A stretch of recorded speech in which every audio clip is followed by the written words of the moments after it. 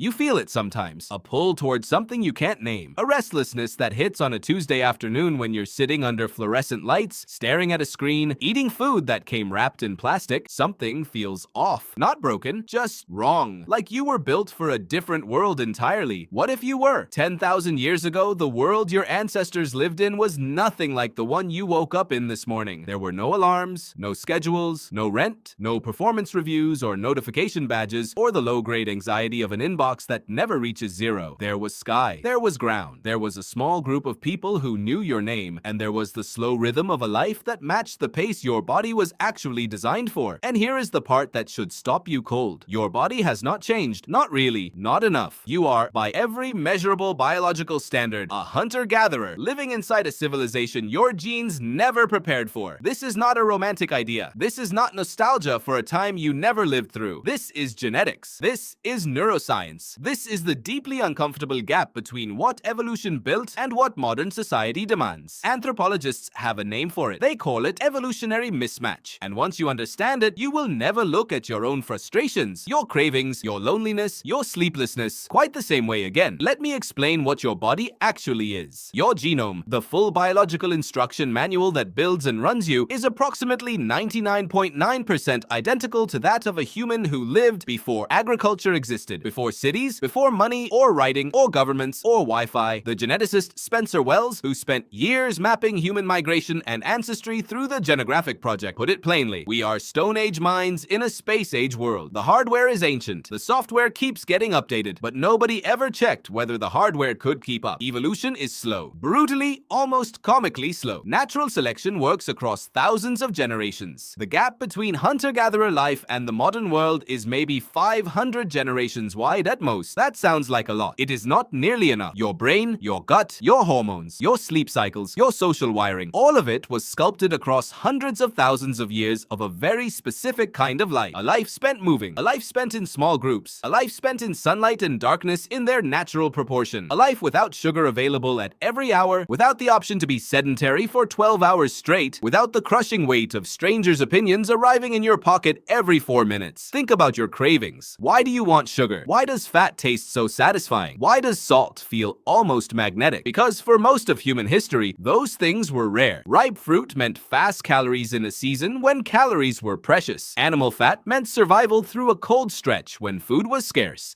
Salt meant electrolytes, which meant staying alive. Your brain was trained by millions of years of scarcity to light up when those things appeared, to want more, to never feel quite satisfied. Because in the ancient world, the moment you stopped wanting was the moment you fell behind. Now those things are everywhere, unlimited, cheap, engineered to hit your ancient reward circuits harder than anything that existed in nature. And your brain responds exactly the way it was built to respond. It reaches, it overconsumes, it cannot stop itself. Not because you have no willpower, but because you were never supposed to need willpower. The environment was supposed to do the limiting for you. The researcher Daniel Lieberman at Harvard has spent decades studying the biology of human bodies in modern environments. His work makes one thing consistently clear: the human body is not maladapted. It is perfectly adapted to the wrong world. The obesity epidemic, the diabetes epidemic, the explosion of anxiety disorders and depression and chronic back pain and flat feet. None of these are signs of human weakness. They are signs of a body doing exactly what it was built to do, in a context that makes those responses harmful instead of helpful. You are not failing at being human. You are succeeding at being a very old kind of human in a very new kind of world. Consider your sleep. Your body runs on a circadian rhythm that evolved over millions of years of sunlight and firelight. Your brain releases melatonin when darkness arrives. It suppresses it when light hits your eyes. For almost all of human history, the only lights after sunset were fire, stars, the moon, dim, warm, flickering, nothing like the cold blue-white glow of a phone screen held 6 inches from your face at midnight. The light spectrum from your devices tells your brain that it is noon. Your melatonin gets suppressed. Your body clock gets pushed forward. You lie awake when you are exhausted because your biology is receiving signals that say, the sun is still up. The sleep researcher Matthew Walker has documented this extensively. He argues that the modern world has created a global sleep deprivation crisis unlike anything in human history. Not because people are lazier or less disciplined, because the environment has been redesigned in ways that actively override the body's ancient sleep machinery. And then there is the loneliness. This is the one that goes deepest. Humans evolved in in bands of roughly 20 to 50 people. Not acquaintances, not followers. People who knew your entire history, who had seen you sick and afraid and ridiculous, who depended on you and on whom you depended, with real stakes, real consequences, real shared survival. Your brain's social wiring was built for that, for deep, sustained, face-to-face contact with a small group of people who were not going anywhere. For the neuroscience of belonging, which is not a metaphor. John Cacioppo at the University of Chicago spent 30 years studying loneliness and found something that should permanently change how you think about it. Loneliness activates the same threat detection systems as physical pain. Your brain registers social exclusion as a survival danger, because for your ancestors it was. Being cast out of the group meant death, so your nervous system treats isolation with the same urgency as a wound. Now look at modern life. You might have 500 connections online, and not a single person you could call at 3 a.m. without hesitating. You might live in a building with 100 people and not know any of their last names. You might feel surrounded and hollow at the same time. That is not weakness. That is a social brain running on the wrong kind of input. Shallow contact where deep contact was supposed to be. Quantity instead of quality. Signal instead of presence. Here is the question worth sitting with. Is any of this fixable? The honest answer is partially. You cannot rewind 10,000 years. You cannot opt out of civilization, but you can understand the gap. And understanding the gap changes everything about how you interpret your own experience. When you feel the pull toward more sugar, you are not morally failing. You are being a successful primate. When you cannot sleep despite being exhausted, you are not broken. You are running ancient hardware in a new environment. When you feel lonely in a crowded room, you are not defective. You are a deeply social creature whose social needs are not being met at the level they were designed for. There are things you can do. Lieberman calls them cultural buffs. Deliberate choices that partially compensate for the mismatch. Moving your body because your ancestors walked 8 to 12 kilometers every day without thinking about it. Getting morning sunlight before you look at a screen because your circadian clock needs that input to anchor itself. Investing in a handful of real, deep, frequent relationships rather than hundreds of thin ones. Eating food that still resembles something your great-great-grandmother would recognize. Not because any of this is magic, but because you are trying to give an ancient body the inputs it was built to receive. The philosopher and writer Nassim Taleb has a concept he calls being anti-fragile. He means something that does not just survive stress, but grows stronger through it. The human body is anti-fragile in exactly the environments it evolved for. It thrives on physical effort. It deepens under social pressure. It regulates itself beautifully when given real darkness and real light and real food in real time. Take those inputs away and replace them with processed everything, and the anti-fragility collapses. You are not a fragile creature. You are a robust one, running on the wrong fuel. Here is what this all comes back to. You woke up this morning in a world of extraordinary luxury. You have food, shelter, medicine, more access to human knowledge than any person in history. And yet, something pulls at you. A restlessness you cannot name. A sense that something is missing, even when nothing is technically wrong. Now you know what it is. It is the oldest part of you. Still listening for the sounds of a world that no longer exists. Still scanning the horizon for a group of 20 people who need you. Still waiting for darkness to fall in the right way. For the smell of something real. For a life that moves at the pace of a body instead of a feed. You were not born in the wrong era, but you were built in one. And feeling that pull is not a flaw. It is the most human thing about you.